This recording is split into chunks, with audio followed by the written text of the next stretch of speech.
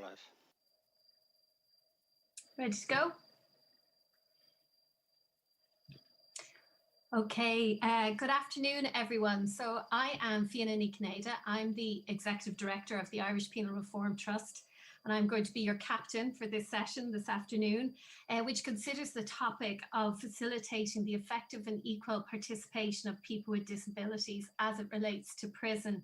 There's been strong interest in this particular session, and indeed, I don't know about everybody else, but certainly the perspectives and thoughts and ideas coming up this morning certainly have my wheels turning. So we're looking forward to a good session now.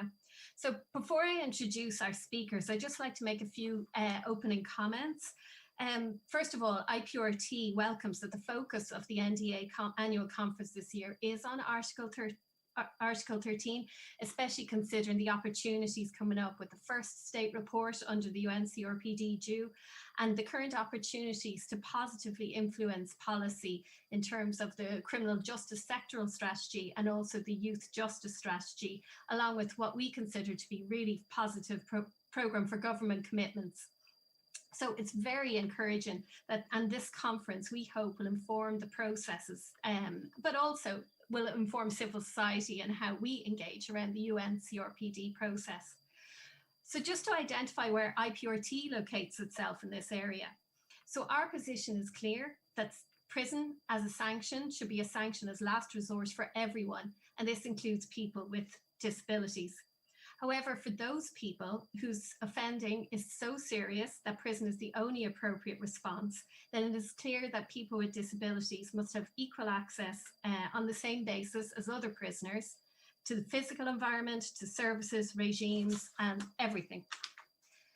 So recognising the absolute lack of knowledge in this area, IPRT, supported by a grant award by the Irish Human Rights and Equality Commission, we commissioned an in-depth research report from the National NUIG Centre for Disability Law and Policy, and I'm delighted that Maria will present their findings shortly.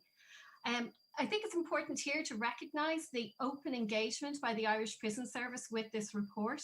I mean, they facilitated voices across the system, many of which were very critical, not all, and that openness should be acknowledged.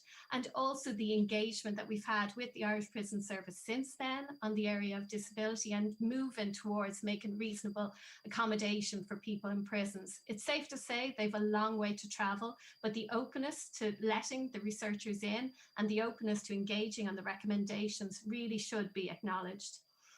We also welcome that the Irish Criminal and Civil Justice Disability Network are also engaging with the Irish Prison Service in terms of facilitating communications or in terms of facilitating awareness training and provision, and also that the Irish Prison Service is listening to IPRT when we talk to them about how communications with families for people with disabilities in prison must be improved and must be addressed particularly during the challenging COVID-19 period.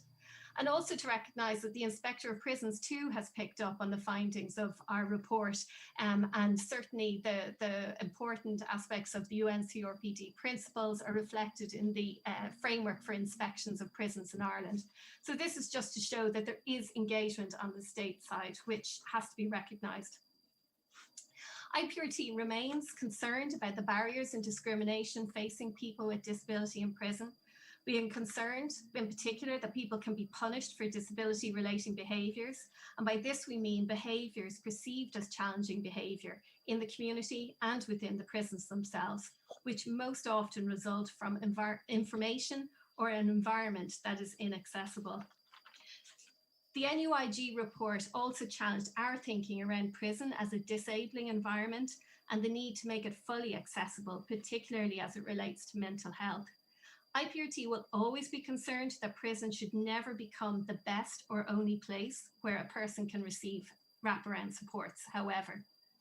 So we're very interested in hearing the contributions for both Maggie and Gautam after Maria. So just some brief housekeeping before we go on. I'm told the captioning service will only begin from 2 p.m, but it will start at 2 p.m. A reminder to our speakers to please keep their mics off when they're not speaking. And this session is all about conversation. So please, can everybody do add questions and comments in the box, and they will be moderated and facilitated at the end. For reasons of time, I'm only going to give the titles of the speakers, but the full biographies are in the document. But it's just to apologise to the speakers for the brevity.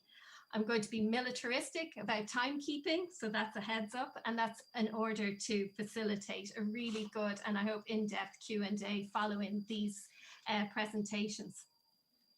Okay, so first I'd like to introduce Maria Nivaherta, who is Research Assistant with the Centre for Disability Law and Policy at NUIG, and she is going to be speaking on the topic of the rights of people with disabilities in Irish prisons.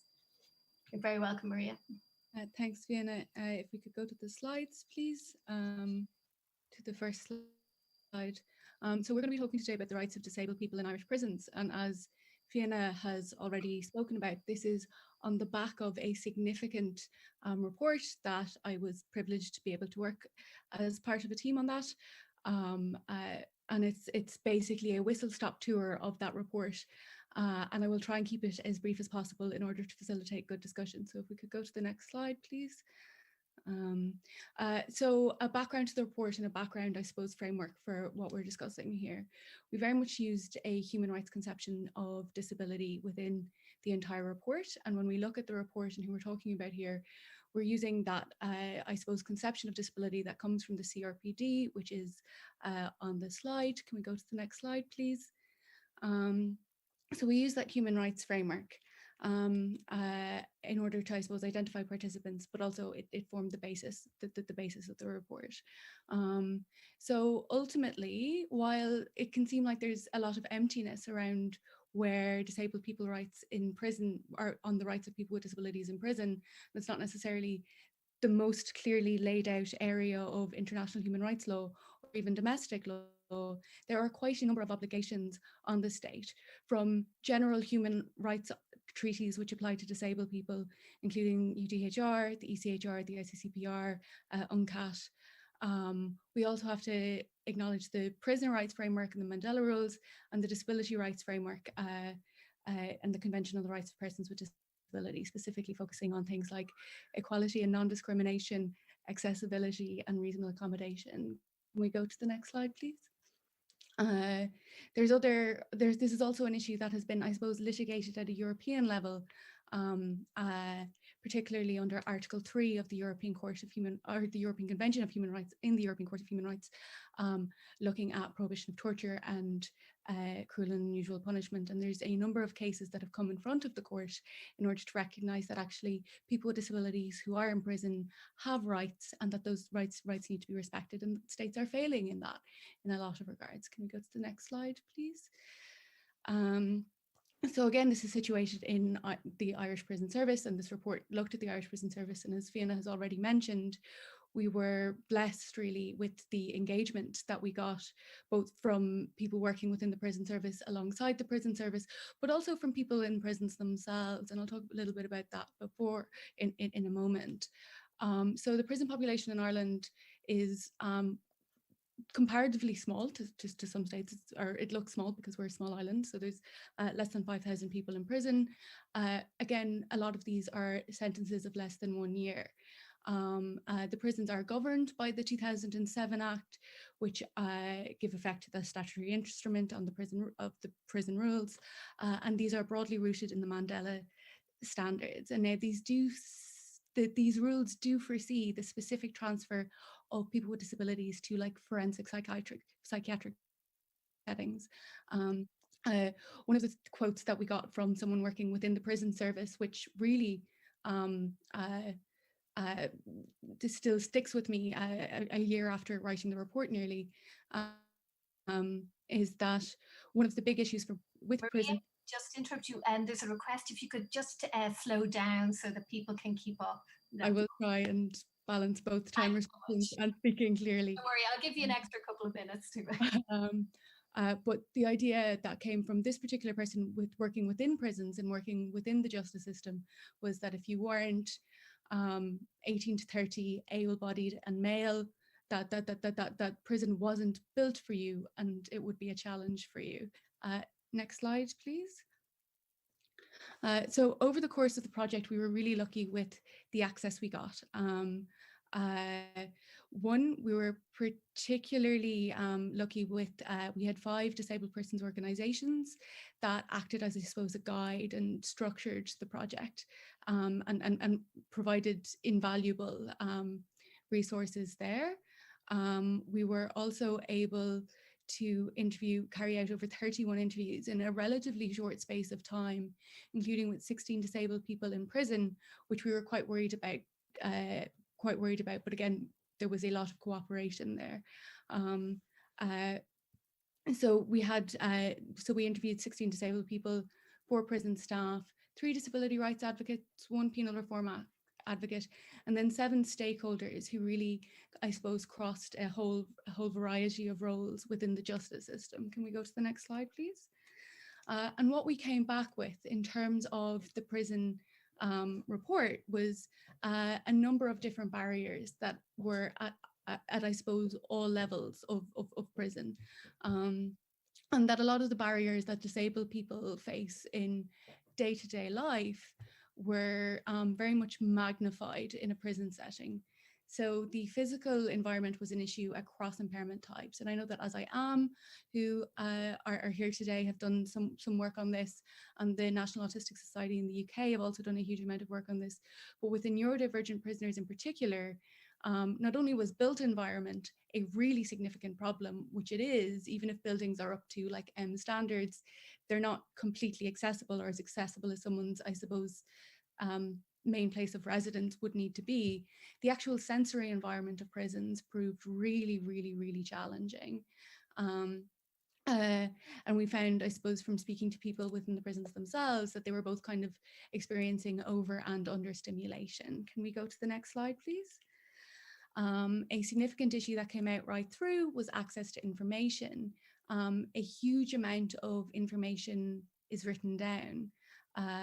And while prisons are generally quite well versed in plain language, easy read, and I suppose more, I don't particularly like the word, more complex forms of written communication or accessible confirmation or accessible communication weren't there. And that caused issues right through people's experience in prison, that they often didn't have that very basic information. And this is a problem beyond disability within the prison service, but it's been significant. And again, I can remember specifically sitting in that one interview where someone highlighted that they tried to make up their own meaning of whatever was in front of them because they weren't sure and it wasn't being communicated to them effectively. Can we go to the next slide, please? Again, this leads to also verbal communication being a significant issue. And this both created barriers in terms of people being able to, I suppose, function within a prison and navigate a prison setting. But it also really caused some problems in terms of exacerbating tensions, and that like miscommunications often led to, I suppose, incidences or tensions, particularly with prison officers. And this was acknowledged on both sides. And there's a quote here from one of them. I'm trying to keep I suppose, share as much of what we were told by the people themselves in this.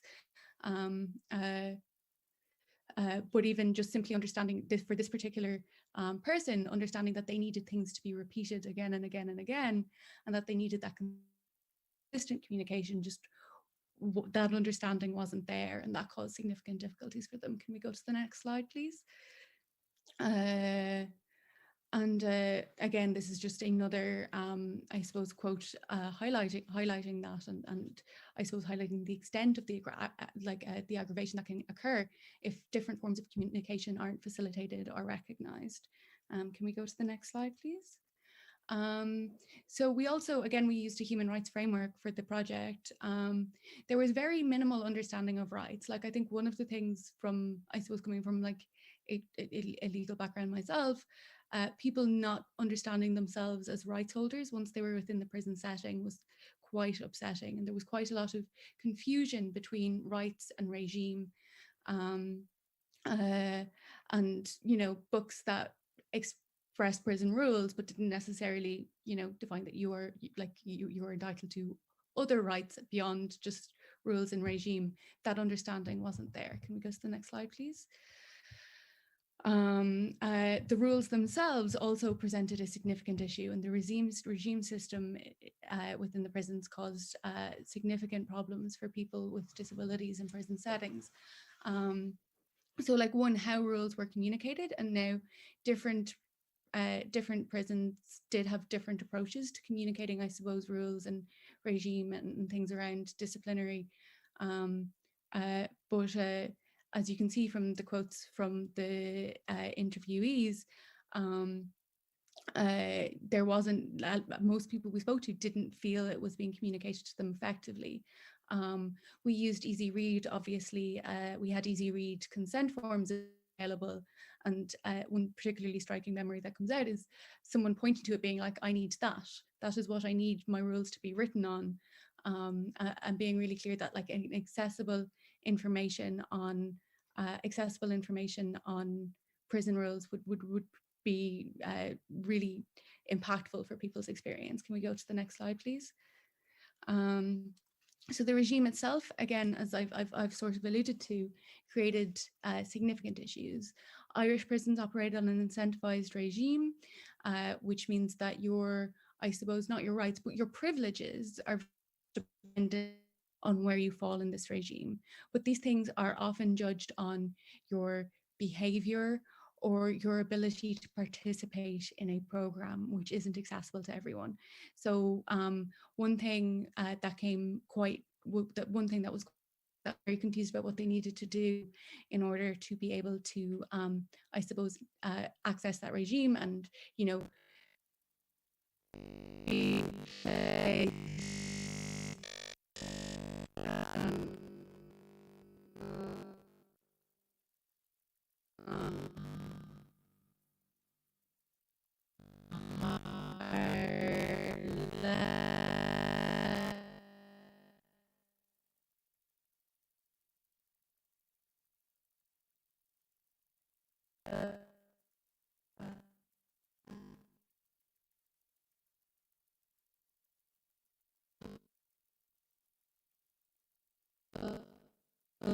go to the next slide, please.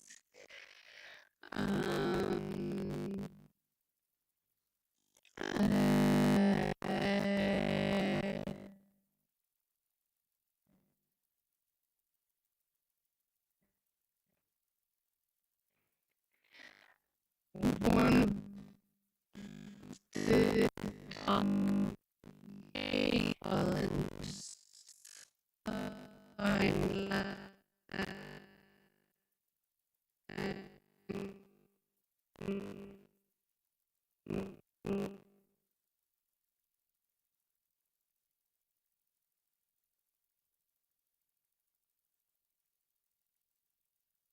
it was like prison report there as it was, but from a person in prison perspective, it was that the systems that were there were just inaccessible and weren't fit for purpose if you had a disability. Next slide, please.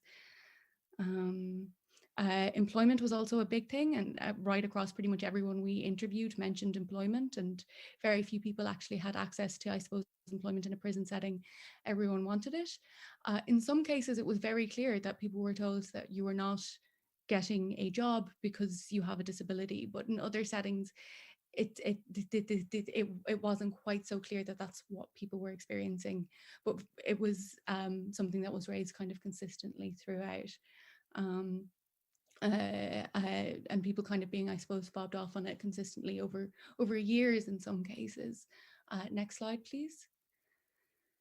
Another striking aspect of the report is that where people got support within prisons, and prisoners relying on other people in the prison, relying on other prisoners specifically for support in informal basis. We heard of people having other prisoners transcribe lessons so people could go to school, or provide actually rather significant I suppose, health, like sanitation support in a couple of incidents, and really being that being a a significant form of support, and then also that like prison officers themselves were also providing support. But there were instances where, let's say, people, if a inmate asked for support, like people were told things like, "Oh, we're not insured." So that was very much, it depended on who you were in contact with. Sorry, Maria, I'd say another minute, please. Okay, next slide, please. So diversion was also an issue that came up, and it was a particular concern among stakeholders that like diversion to forensic settings or to non-prison settings, or I suppose disability specific settings, could create massive access to justice issues, and particularly given the risk of having a sentence extended through wardship or through the Mental Health Act. And the access to justice issues that in itself creates. So that was one issue that I suppose, and one tension that was kind of quite clear in the report. That, and then last two slides, please. The final point I'll bring up is there were significant issues around transition from prison, that actually people with disabilities ended up spending more time in prison, or at least that was anecdotally what we were hearing, partly because things like parole was an issue. People were being perceived as more of a risk, that systems like community and temporary release weren't actually accessible. A lot of the time you had to work a physical job in order to engage with some of these things. If you wanted to go to a step down facility, a lot of the time the medical supports you'd need wouldn't be there. So that's or various schemes just weren't in place and weren't accessible, which extended people's overall time in prison and significantly damaged their experience. So that's kind of a whistle-stop tour of some of the things and some of the issues that were raised. I'm going to leave it there, but hopefully we'll be able to have a chat about that in the discussion. Thank you so much, Maria. There is just so much to get in, and just to remind everyone that the report itself is invaluable. Everyone should read it. The most important thing is it includes the voices of people with experience themselves, and that it was also informed by an advisory group made up of people with experience. So this is, anyway, it's in the conference resources list, so you can access it now. I just a couple of quick thoughts and reflections. One thing is, I suppose we should all be mindful of the intersectional discrimination that happens, you know, where people have, as Maria outlined, more than one form of disability, but also more than one form of discrimination. An example is you can have a member of the traveling community who is also female, who also has disabilities and maybe more short-term mental health issues. So, you know, it's complex, and it's not just looking at one form of discrimination at a time. No more should we look at one form of disability at a time. Also, just a point on diversion that comes up. I mean, of course, this just kind of recalls what I was saying at the outset. It's so important that we provide equal and effective access in prisons, but we also have to ensure that appropriate alternatives exist in the community. And I think the Q&A was likely to bring up that topic. Lots to discuss there. So thanks so much, Maria. We're going to move on now to the next speaker. We're going to do a small shift in the program. So the next speaker is Professor Gautam Gulati. Gautam is consultant psychiatrist and adjunct associate clinical professor at University of Limerick, and he's going to speak to us on the topic of intellectual disabilities in Irish prisons. Could Article 13 hold the key? Thanks, Gautam. I think you're not on mute. You need to unmute. Thank you very much, Fiona, for that introduction. And thank you to the National Disability Authority for inviting me to speak today. Over the next few minutes, I'm going to talk about 4 published papers in respect of people with intellectual disabilities in Irish prisons, and bring the discussion to Article 13, and in particular Article 13.2 of the UNCRPD. This work has been done predominantly with Professor Shane Kilcommons and Dr. Alan Cusack at UL, as well as Professor Brendan Kelly at Trinity. And particular thanks to Professor Colm Dunn at the School of Medicine. Could I have the first slide, please? The first study is a systematic review looking at evidence about the prevalence of people with intellectual disabilities in Irish prisons. The findings of this review, this is published in the International Journal of Prisoner Health, if anyone wants to look at the full text.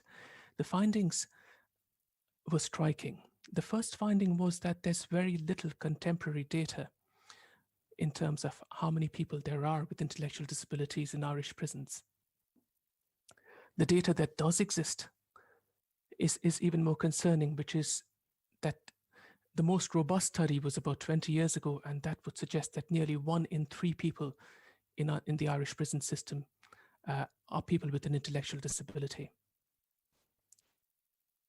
This is a significant overrepresentation as compared to community estimates. And this concern is shared by other jurisdictions, and other countries have reported similar elevated prevalences. These are countries such as the US, the UK, Norway, Spain, and others. We might go to the next slide, please.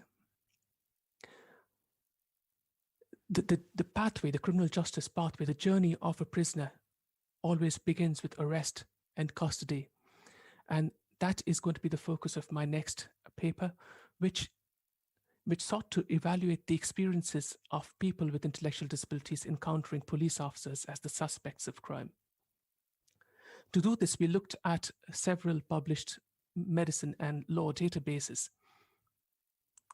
And we found 7 studies, largely from the UK, Canada, and Australia, which brought together the voice of 1,200 people, nearly 1,200 people with intellectual disabilities.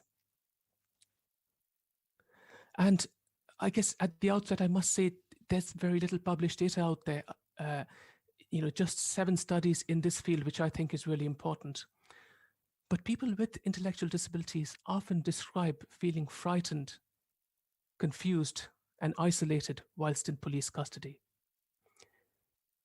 Our study found that they describe challenges understanding information, communicating information. They describe a paucity of supports, both practical supports as well as emotional supports in police custody. And even in jurisdictions like England and Wales, where there is an appropriate adult system, people with intellectual disabilities say that often they don't understand the role of the appropriate adult, and that the appropriate adult is provided in quite an inconsistent way. In fact, there were studies out there which said that the majority of interactions didn't involve appropriate adults. People with intellectual disabilities also describe difficulties accessing and following legal advice. For example, one included study said, the participants said that they were given access to a lawyer across the phone, and all the lawyer said to them was, answer no comment to any question you're asked. And they found this very difficult to follow through the police interview. Can I have the next slide, please? Which brings me on to my next study, which was a similar review, looking at the experience of law enforcement officers, that's police officers, interfacing with suspects who have an intellectual disability. In this review, we found 16 studies. These were from 5 countries, which were the UK, US, Canada, Norway, and Australia. And these incorporated the views of nearly 1,000 police officers of all ranks, and we included police officers both on the beat as well as police custody officers. Across the board, police officers identify a need for awareness and training. And they say they need this because they have great difficulty identifying people with intellectual disabilities when they interface with people in the community. They say they can't identify those who need additional supports. They're very much aware of the need to put in additional practical supports, but they identify that it's difficult to know who to provide these supports to. They describe a tension. The police officers say, well, our role is to investigate and prosecute a crime in the most effective manner. But at the same time, they're very much aware that the forensic accuracy is also dependent on providing the appropriate safeguards to people who need these. One study looked at the notice of rights in England and tried to propose a format of a notice of rights in a type of easy read format. But this was one jurisdiction, and you know, I'm certainly of the view this needs to be done more in other jurisdictions as well. Can I have the next slide, please? The next paper looks at the whole concern around the high prevalence of intellectual disabilities in Irish prisons. What can be done to reduce this? As Fiona said in her opening statement, really, prison should be a place of last resort at the time of sentencing for everybody, not just people with disabilities. But I must say that it's a really challenging place for people with intellectual disabilities to be. In my view, diversion services that exist in Ireland are primarily focused on severe mental illness, and the screening programs that exist are limited to Dublin prisons and again focus on severe mental illness. Therefore, if we need to impact the prevalence of people with intellectual disabilities in Irish prisons, we have to look earlier on in the criminal justice pathway. And in my view, the answer lies in intervening at the arrest and police custody stage. That's where work needs to be done to ensure the rights of people with intellectual disabilities are respected and their participation in the process is fully respected. Next slide, please. So in summary, there's little contemporary data, but the data we do have paints a concerning picture about the prevalence of people with intellectual disabilities in Irish prisons. But looking at the start of the criminal justice pathway, people with disabilities, intellectual disabilities, find this a very challenging place, feeling frightened, confused, isolated, and describing difficulties accessing practical and emotional supports at arrest and police custody. Police officers recognize this, but feel they don't have adequate training, the adequate tools to identify people who need support, as well as the right skills to provide these supports. I think Ireland's ratification of the CRPD is timely.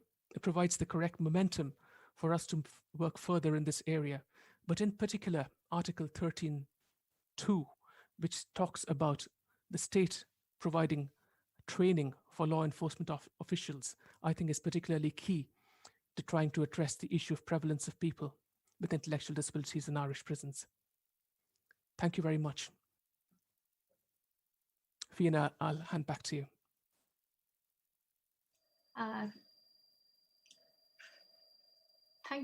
Thank you, Gautam. Thank you for your excellent timekeeping, which is certainly will keep us all to time. And that was really interesting. I think what's really important here, which I bring up and which you articulated so well, is just the pathways and the multiple points for positive intervention and diversion, and that we have to look at an earlier stage in this.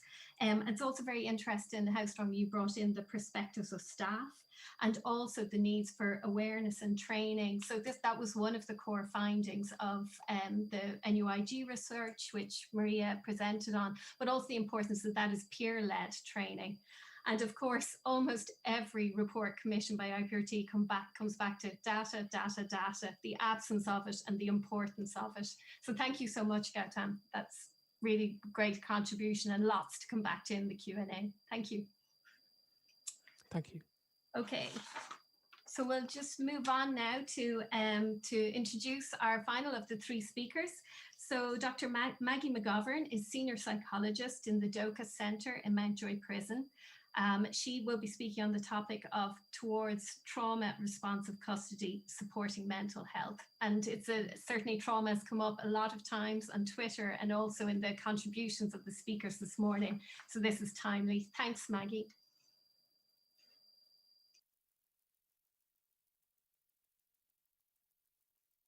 You're on mute.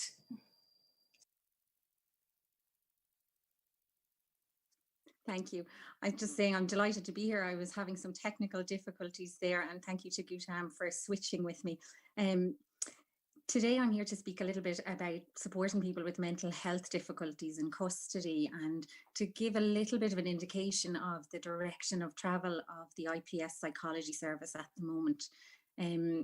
As we're all aware, mental health can represent a disability, and also there are, I suppose, many people in custody who present with disabilities of various forms. To begin with, it's important that I say a little bit about what we mean by mental health. And so next slide, please, Jason, if that's okay. We are referring to mental health as occurring along a spectrum, from healthy to coping with difficulties, to struggling, to then veering into being unwell. And our role in the prison service is to support people to maintain their mental health as well as possible, and to preclude people from entering into that unwell zone insofar as possible, and support them in regards to that. Next slide. The jury's absolutely in. We're very aware that mental health difficulties are at a much higher rate in custody than what they are in the general public. Not just mental health difficulties, but learning and communication difficulties and addiction problems. We are in prisons internationally responding to an environment where people are presenting not just with a high level of mental health difficulties, but also to a high level of comorbid presentations. So that's when people are presenting with mental health diagnoses that are 2 or more, so 2 concurrent diagnoses. That raises the level of complexity in terms of assessment and also of treatment and support. In addition to comorbid mental health presentations, people in custody have the additional struggle of several other concurrent vulnerabilities, and these are listed here. The kinds of difficulties that are physical or psychosocial that make it very difficult to support mental health. These include unstable housing, financial difficulties, poor general health, trauma, life and social skills that are more limited relative to peers, addiction and problematic drug use or alcohol abuse, learning difficulties and disabilities, a history of unemployment and limited education. So if we move on to the next slide, we'll see a little of the findings from a very large UK study. It's 1998, so a little outdated, but there's nothing to suggest that these rates will have changed any. This study involved 3,000 interviews with males in custody, and of those, 90% were suffering from a mental illness, addiction or personality disorder. And on the ground, that feels very reflective of the cohort in our prisons. 70% of those had 2 or more such problems, and so the level of complexity again reiterated. Given some special consideration then to rates of personality disorder among the population in custody, if you or I were to walk around our Tesco to pick up milk and bread, we would find that between 4 and 11% of those around us are presenting with a personality disorder. If you were to walk across the campus in Mountjoy, you would be expecting about 60 to 70% of people that you pass to be presenting with a personality disorder. It's a very, very stark differential in the percentages there. It's not a diagnosis that anybody would want. And I mean, all mental health difficulties are things that would rather be avoided. But this one in particular has a history of being seen as untreatable, as ingrained in the personality of the individual and unlikely to change with intervention. Even within our own legislation, this is a diagnosis of exclusion, where the Republic of Ireland Mental Health Act does not recognise personality disorder within its powers. Additionally, personality disorders are very strongly associated with trauma. This is a diagnosis where trauma is part of the etiology of the disorder, part of the development of the disorder.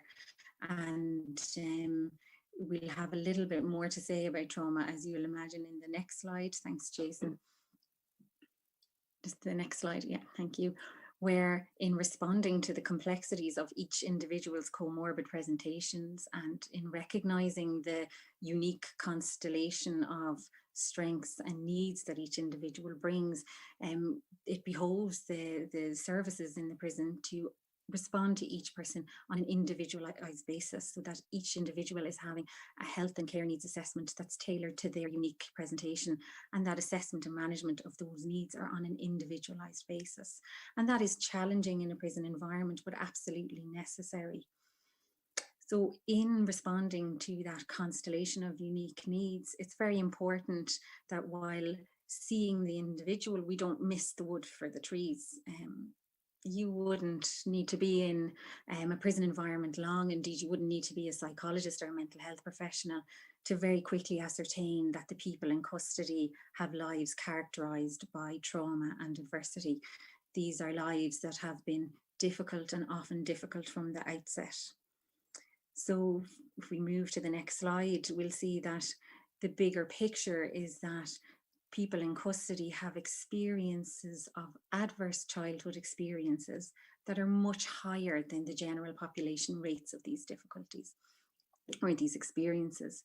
So this slide here shows the findings of a large Welsh study of last year with 468 Welsh men in custody, identifying rates of childhood maltreatment, as you'll see in the box on the left there, and rates of household adversities as represented in the box on the right. These are very high rates and exceed the typical rates in the community. If we move to the next slide then, we'll see that these difficulties are even more pronounced in the female population in custody.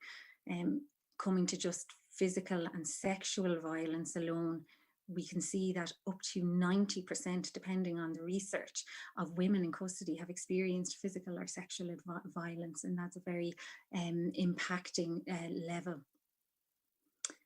ACEs, and for anybody who's uninitiated in the ACEs field, please look at the TED Talk. That's a good place to start. Then the research here by Folletti, 1998, what that research identified is that exposure to adverse childhood experiences goes hand in hand with a whole range of adverse adult outcomes. These include risk of poor health, mental illness, early development of chronic health conditions, premature mortality, addiction, poor educational attainment, and engaging in violence and crime. So to slow it down a little bit, we'll see that for those people who had 4 or more adverse childhood experiences in childhood, those people were 15 times more likely to have perpetrated violence in the last year, and they were 20 times more likely to be incarcerated. So that is again going back to the research in Wales in that prison, and showing that there is a dosage effect here between adversity and these risks. We know that people with intellectual disabilities are overrepresented in the prison population, but also their exposure to adversity is also higher when compared to peers without such disabilities. What we're seeing here is a picture that is not a prison problem per se, but a public health difficulty, a public health problem. And if we move to the next slide, we'll see some of what we see as regards the interrelationships between trauma and these variety of impacted areas and outcomes. We're not sure how these mechanisms are translated. What we know is that there is a very strong correlation between exposure to trauma and negative impacts. The method by which that is translated is up for research. There have been lots of interesting findings across many fields, the fields of neurobiology and epigenetics in particular.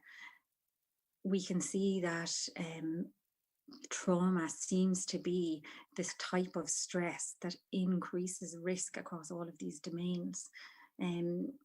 There's new research to suggest that it is in fact trauma that is activating particular genes for violence, and that when those genes are activated through trauma, the likelihood of violent behavior increases. But where people with those genes do not have exposure to trauma, the likelihood of them engaging in violent behavior is actually much lower than people who do not have that genetic profile. So as I say, we don't know the exact mechanisms by which all of this occurs, but we do know that prisons are populated by people with a very high level of trauma and childhood adversity. So if we move to the next slide, please. It's fair to say that many in custody benefit from basic care, from provision of safety, of a safe place to sleep, of regular meals, of healthcare and specialist interventions. And while all of that is true, it is also very apparent that there is a large risk of re-traumatization for people in custody. There is every opportunity for an exacerbation of mental health difficulties. Prison is a uniquely challenging environment. Research is continually showing across Europe that the complexity of the prison environments are increasing. There's a wide vulnerability to humiliation and violence, and overcrowding heightens all of this. The atmosphere tends to be one of suspicion as opposed to one of safety and trust. And while the IPS tries and strives very hard to present an environment to the person in custody that is safe and that feels safe, it is difficult for somebody with a history of trauma to relax into that and to trust it. And a certain amount of wariness is healthy in that context. We're very clear that imprisonment of people with severe disabilities and ill health is inappropriate. And there is a lot of work every day in prisons across the country to divert people to more suitable places of care. Coordination with community and specialist services is part of what works well, but as Gutam and others will have attested to, we need much more of that. If we move then to the next slide. Thank you. People who've survived childhoods of trauma often develop coping strategies that were useful at the time of the trauma and which often in adulthood no longer serve and which generate new difficulties. And so, for example, it may be that somebody will engage in risky sexual behavior as a means of feeling a sense of love or belonging, and that is actually causing more difficulties. It may be that somebody is engaging in violent behavior as a means of showing worthiness or of having other needs met.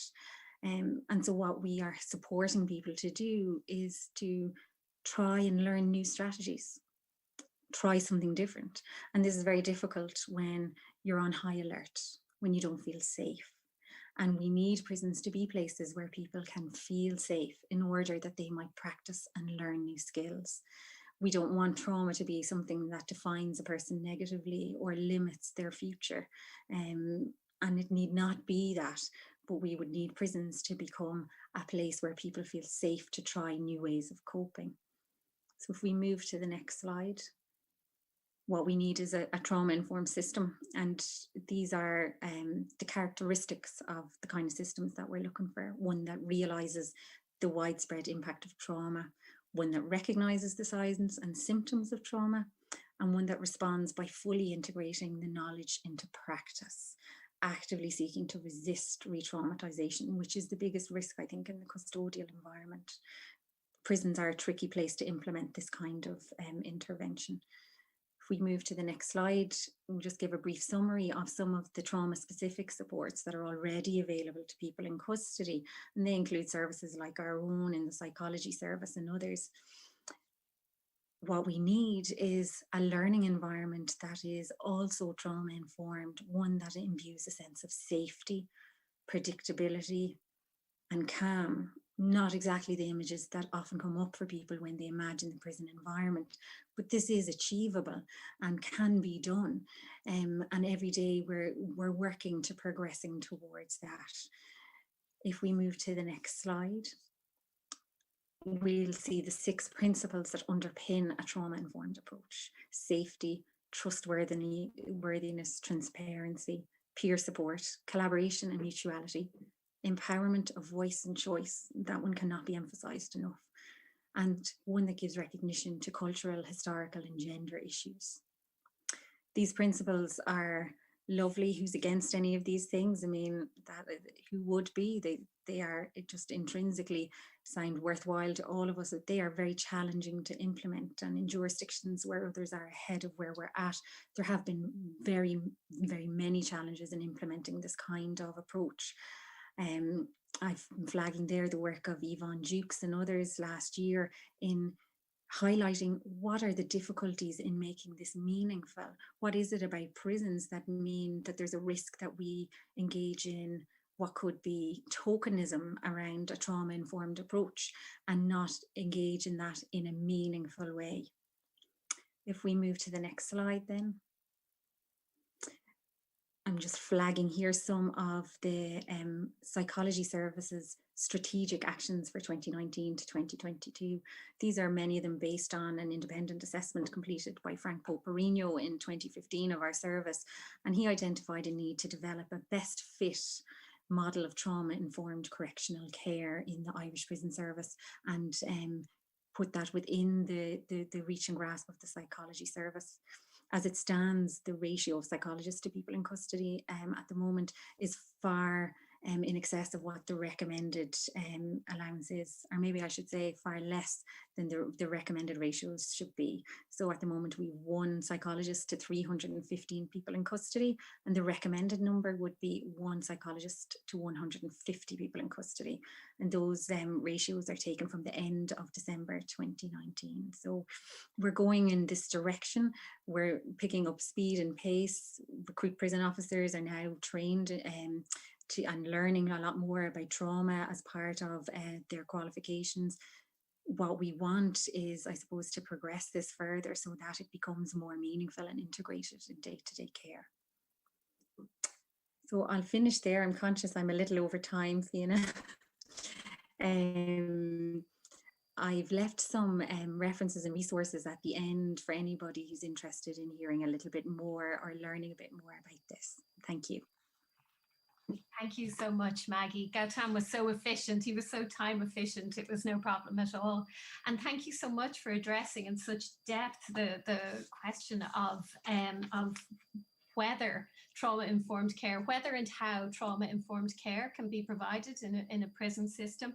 I mean, you've presented what sounds like really responsive to people's needs, and we certainly welcome that.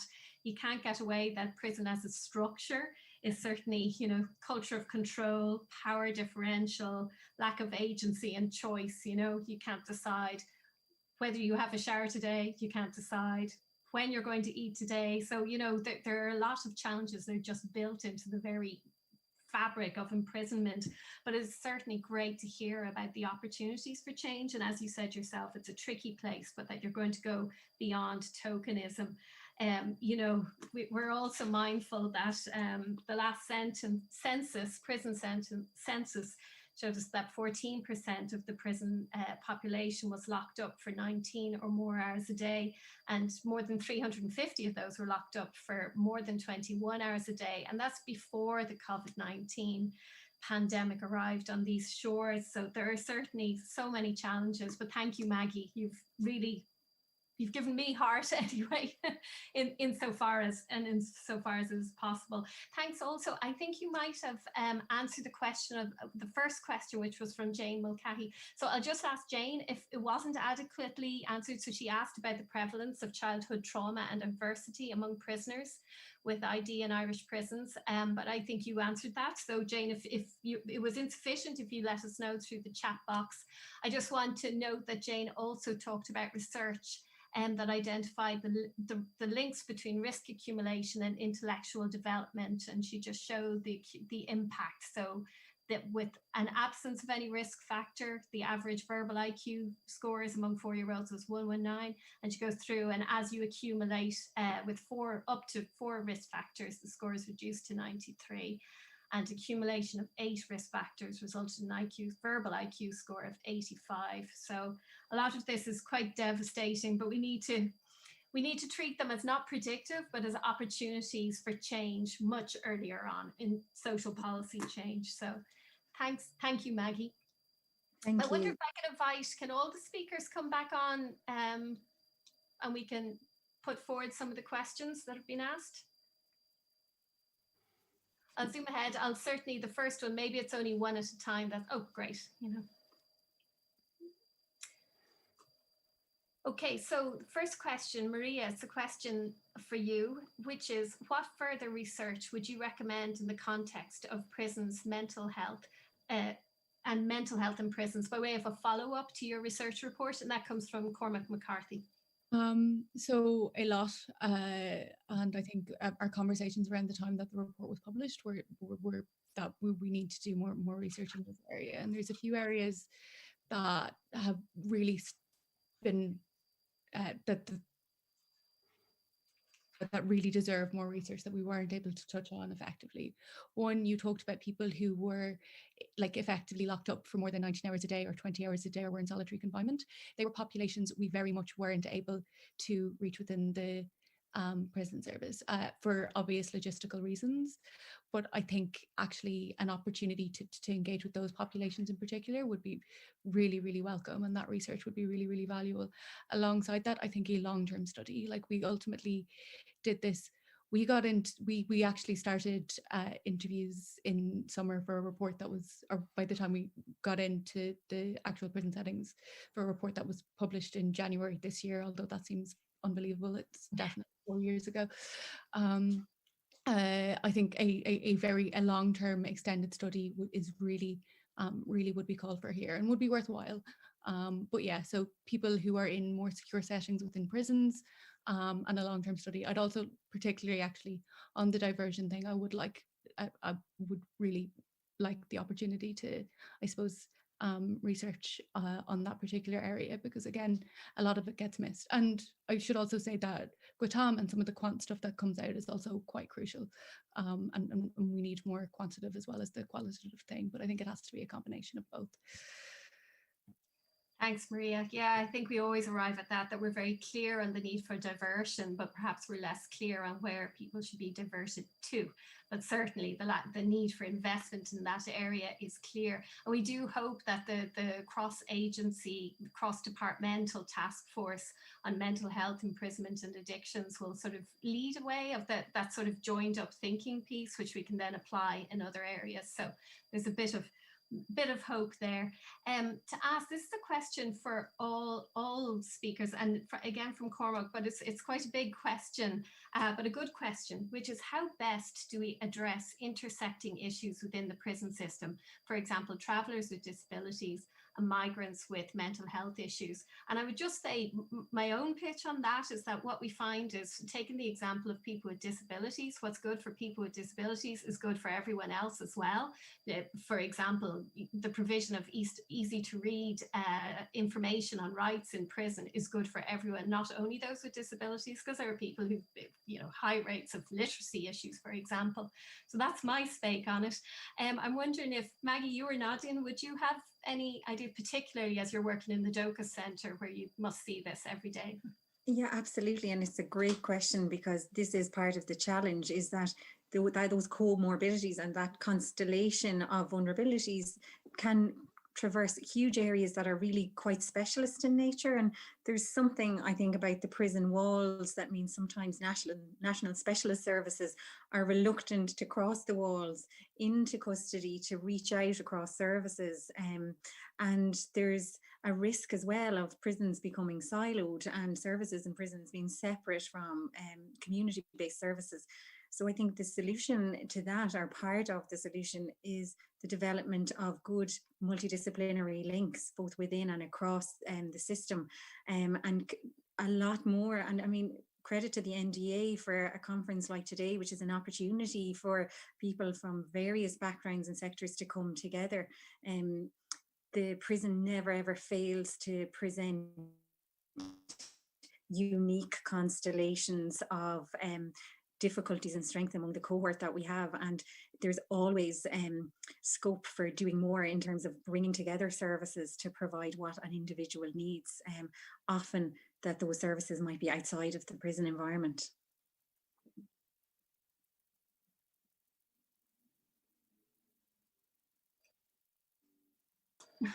Thank you so much, Maggie. That's really clear. Would anybody else like to come in on that, or will I move to another question? Okay, Donna. If you raise your hand. Maria? Yeah, I think also like a lot of the time when, and again, you briefly touched on this, some of the issues that we're looking at, even just in terms of trauma, is so structural, and that these themselves are the issues that tend to magnify these forms of discrimination and this intersecting form of discrimination. And I think, you know, we've touched on women and travelers and people with disabilities and people who, you know, meet who fit in that across those identities. But that while we can do very specific, like while we can do things that are very good for disabled people, that's most going to benefit the more middle class men. Not that there's that many of them in in prison. Whereas in order to actually really get to the root of that, we have to start challenging those structural things that I suppose also are what makes prison more traumatic as well. But like really, that's I think the only way we'll resolve it. And I'm asking that question outside of prison all of the time as well. But yeah, so that's for me would be it. I'd just like to echo what Margaret said there. And you know, as someone working in the prison system, when you come across someone in practice, it's often someone with multiple adversities. Typically, it'd be someone with a severe mental illness who also has difficulties with addiction issues, might have a degree of intellectual disability, and more often than not is also homeless at the point they come in. So it's about developing an individualized approach to the person you're interfacing with, whilst you know, trying to see how you can help them best. But there's societal issues, and I think a lot needs to be done to address issues before people are in prison. And Fia and I keep coming back to your point, which is prison needs to be the last place,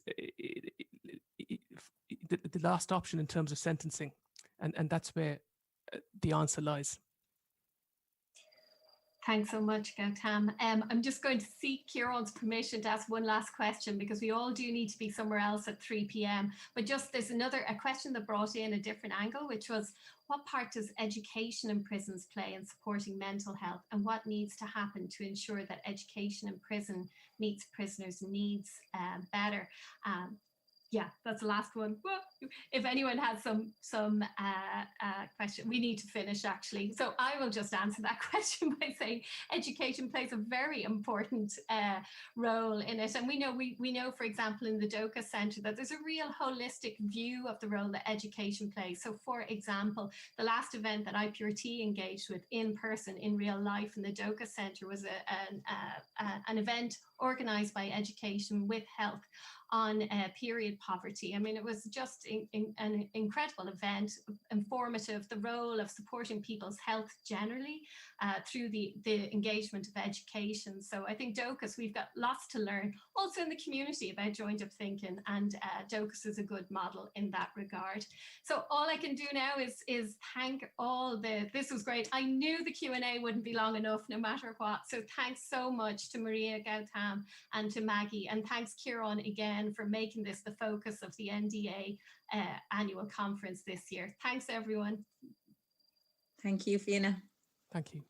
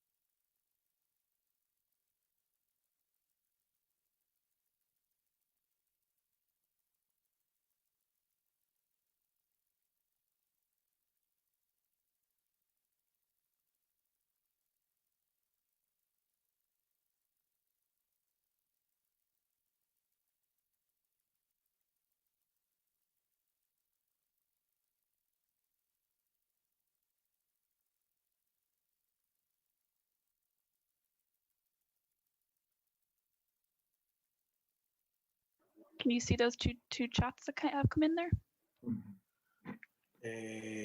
No. I saw them coming in, but they're not. Hold on, switch camera. No, I don't have. Cormac or Lane, are you able to just use the Q&A function for this option? Those two chats that have come in there? No. I saw them coming in, but they're not. Hold on, switch camera. No, I don't have. Cormac or Lane, are you able to get the feedback there? Q&A function for this option? Those two chats that have come in there? It's Elaine here. So to just use the Q&A function, do we just paste in there as well? Yeah, I'm looking at it now and it doesn't seem to actually have an input box. Yeah. So, Fergal, I'm just trying to think now. What device are you on, Fergal? I'm actually on an iPad, which may be the problem. Let me see now. How can we? Hi Fergal, Cormac here. On the bottom of the video screen of your iPad, you should see some options. Participants, share screen, Q&A, etc. You might see one with three dots. I see Q&A at the top. Yeah. Can you more underneath? No. Switch to gallery, switch camera. No. So across the top, there's leave, zoom, Q&A, mute, stop video, share content, participants. And then there's a more, there's a more, but let me just go into more. Webinar, chat, there's a chat, chat too. Let me go into this. Open up